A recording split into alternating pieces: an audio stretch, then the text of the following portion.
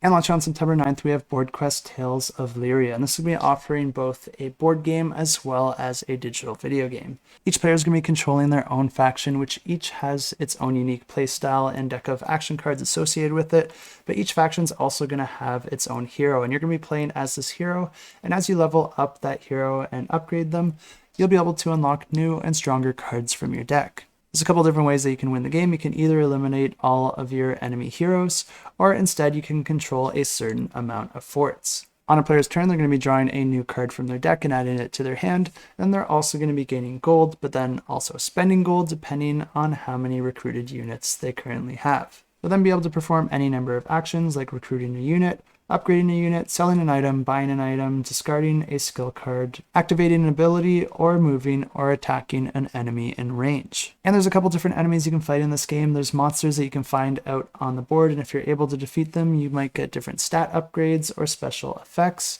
but you can also attack the other players. But the combat's the same whether you're attacking a monster or another player, and all you have to do to land your hit is have an attack power that's greater than their defense. The way that you calculate this is that you're going to be adding up your attack stats to any of the gear that you might have or any special effects. And then you're also going to be rolling 2 dice and then adding those values to your attack power.